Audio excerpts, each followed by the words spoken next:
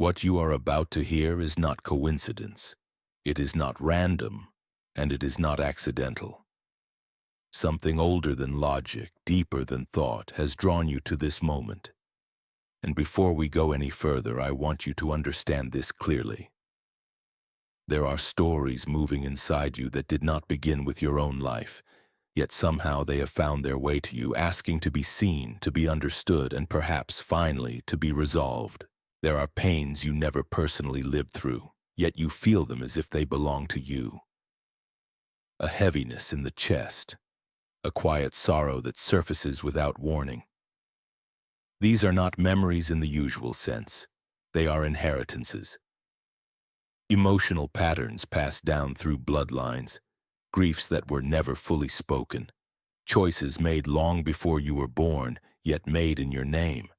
They repeat like rituals, silently shaping behavior, relationships, and identity. And then, at some point in life, often later rather than earlier, something shifts. You wake up with a subtle but undeniable ache. Not a wound exactly, but a summons, a sacred dissatisfaction, a sense that you were not born merely to survive, to maintain, to endure. Something inside you begins to whisper that your life is meant to transform something, not just continue it. Carl Jung called this moment the beginning of individuation, the awakening of the self beyond the persona, the slow recognition that much of what has guided your life came not from conscious choice, but from unconscious inheritance. Jung famously said, "Until you make the unconscious conscious, it will direct your life and you will call it fate." And here you are now, standing precisely at that threshold, at the edge of what once felt like fate, holding awareness where there was once only repetition. There are burdens you were never meant to carry forever. Yet you feel them because on some level your soul agreed to something ancient, not to reject your lineage but to redeem it, not to sever your roots but to water them with awareness. You are not here to continue the story exactly as it has been told. You are here to complete a chapter that remained unfinished for generations. This does not mean you are stronger than those who came before you. It means you are more conscious. The pain still exists. The confusion still arises. But now there is also vision, a sense of purpose quietly emerging beneath the weight. You did not come to suffer what others suffered. You came to liberate what they could not. This is how you know your life is not just a continuation. It is a turning point. And with that understanding, we begin to recognize the signs. The first sign that you came into this life to close a cycle is a sacred discomfort with what your family once called normal. This discomfort is not loud. It is not rebellion. It is not anger. It is a quiet, persistent awareness. You sit in familiar rooms, listen to familiar stories, watch the same emotional patterns unfold, and something in you tightens. You sense unspoken grief lingering in the air. You feel invisible contracts that everyone seems to obey without question. Agreements to endure, to please, to stay silent about what hurts. You are not judging them. You are waking up. What they call love begins to feel conditional. What they call strength feels more like survival. What they call sacrifice feels like inherited exhaustion. Jung spoke of the family unconscious as a web of unresolved emotions and ancestral memories that live not only in the mind, but in the body, shaping how we breathe, how we belong, how we endure. And the moment this discomfort becomes a steady knowing rather than a passing emotion, you have already stepped outside that web. You start to see clearly what others have normalized. Emotional silences, fixed roles no one questions. Guilt offered as currency. And once you see it, you cannot unsee it. You may try to fit back in. You may try to soften the truth for the sake of peace. You may try to play the role you were assigned. But each time you betray what you now know, something inside you dims. Because your soul did not come here to repeat. It came to rewrite, not to destroy the past, but to cleanse it through presence. This discomfort is not a flaw. It is sacred fire. You feel it when a relative repeats the same resigned phrase they always do. When a sibling reenacts an emotional dance inherited but never examined. When someone praises a pattern that quietly wounded you. And you can no longer laugh along. You can no longer pretend. You can no longer remain blind. You have outgrown the language of silence. This may make you feel like an outsider, but it also makes you a threshold, the one who sees what others cannot yet see, the one who carries what others could not carry consciously. You are not here to correct anyone. You are here to correct the story. Not to hold the lineage as a burden, but to hold it with awareness and truth. You are pruning the family tree not to sever it, but to let light in. This is not betrayal. It is healing. Jung said that those who look inward awaken, and that is what is happening.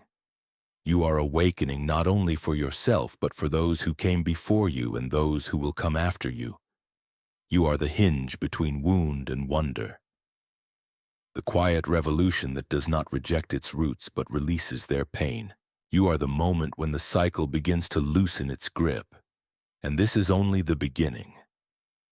The second sign that you came into this life to close a cycle is one that often confuses people for many years. You find yourself deeply moved by stories you never personally lived, yet they live inside you. This is not sentimentality. It is not imagination. It is remembrance without images. A grief touches you without warning. A sadness arrives with no clear origin. Someone speaks about a loss that happened long before your birth, and suddenly your chest tightens. Your throat closes, your eyes burn. You feel it as though it were your own experience. But it is not your personal memory. It is ancestral, and your soul recognizes it immediately. Carl Jung taught that the psyche is not sealed within a single lifetime. It stretches across generations, woven into the unconscious fabric of the family and the collective. What you are feeling is not weakness. It is receptivity. You are not broken. You are open. You are attuned to what others learn to suppress in order to survive. You were born into a river of stories. Some were spoken, many were not. You did not only inherit names, traditions, or physical traits. You inherited silences, withheld forgiveness, buried shame, unacknowledged grief. And although no one handed these to you in words, your body remembers. You feel it in certain rooms, in old photographs, in lullabies that stir something unnamed, in the way certain places or voices awaken an ache that has no story attached to it. This is how ancestral pain moves forward, not through memory but through sensation. Jung described the ancestral unconscious as a living system seeking balance. When something remains unresolved for long enough, it looks for a vessel capable of holding it consciously. Someone sensitive enough to feel. Someone grounded enough not to collapse under the weight. Someone willing to bear witness without turning away. That is not a punishment. It is a calling. And while it can feel overwhelming at times, it is not because you are fragile. It is because you are receptive to truth. Your dreams may carry themes that do not belong to your own biography. Your emotions may rise without a clear present-day cause. Your body may respond to stories as if they are happening now. This is not pathology. This is inheritance becoming conscious. Each time you allow yourself to feel without numbing, without distraction, without dismissal, something begins to shift. When the inherited ache moves through you instead of being pushed back down, you are not only releasing your own burden, you are relieving pressure from the entire system. You are allowing breath into places that have been suffocating for generations. There is no applause for this work, no visible reward, often no recognition at all. But there is quiet liberation. Every tear shed without shame. Every moment you sit with the heaviness instead of escaping it. Every time you name a truth that was never named before, something loosens. Something that once demanded repetition begins to soften. The ghost becomes a message. The silence becomes language. The grief transforms into a deeper, steadier form of love. This is how cycles close, not through drama, through presence. The third sign that you came to close a cycle is one that many people recognize only in hindsight. You have always felt different, not superior, not defective, simply different. A quiet sense of not fully belonging that has followed you like a subtle thread throughout your life. From an early age, you may have noticed that you saw beneath the surface while others accepted appearances. That you felt more deeply, that you questioned what others took for granted. What was called normal often felt hollow to you. You learned the rules, played the roles, wore the masks, but something in you never fully settled. Jung wrote that the individual who moves toward wholeness often feels estranged from the collective patterns of their tribe. Individuation is not isolation, it is liberation. It requires stepping out of inherited scripts to discover what is true rather than what is expected. Your difference was never an accident, it was a compass. You likely tried to dim it at times, to conform for the sake of peace, to quiet your questions, to speak the expected words, and each time you did, something inside you receded. A subtle loss, a sense of self-abandonment that you may not have had language for at the time. Eventually, you realized something essential. Belonging that requires the sacrifice of your inner truth is not belonging, it is disappearance. Feeling like you do not fit is not proof that you are lost. It is evidence that you are awake. Your energy carries a different orientation, one rooted not in obedience but in awareness. And yes, this can make others uncomfortable. Not because you attack, but because your presence reflects what they have learned to avoid. You are no longer willing to shrink for comfort. Not out of arrogance, but out of coherence. You have learned that dimming your light comes at too high a cost. So now you stand quietly in your truth, not demanding agreement, not asking permission, simply no longer betraying yourself. Jung believed that healing begins the moment we stop living out inherited patterns unconsciously and start choosing consciously. You are doing that now. Choosing depth over performance, honesty over tradition, inner loyalty over external approval, even if you are misunderstood, even if parts of this path feel solitary. Every time you choose awareness over repetition, something ancient loosens its hold. Every time you listen inward instead of obeying the noise, you break the cycle. You are not rejecting your family. You are remembering who you are beyond the role you were given. And in doing so, you become the turning point. Not through force, through presence, not through argument, through truth, and the cycle continues to unwind. The fourth sign that you have come to close a cycle appears quietly, almost reverently. You begin to sense deeply and unmistakably that your life is not isolated. Your choices do not end with you.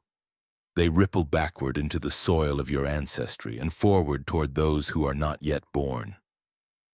Healing, you realize, is not only personal. It is relational. It is systemic. It is ancestral.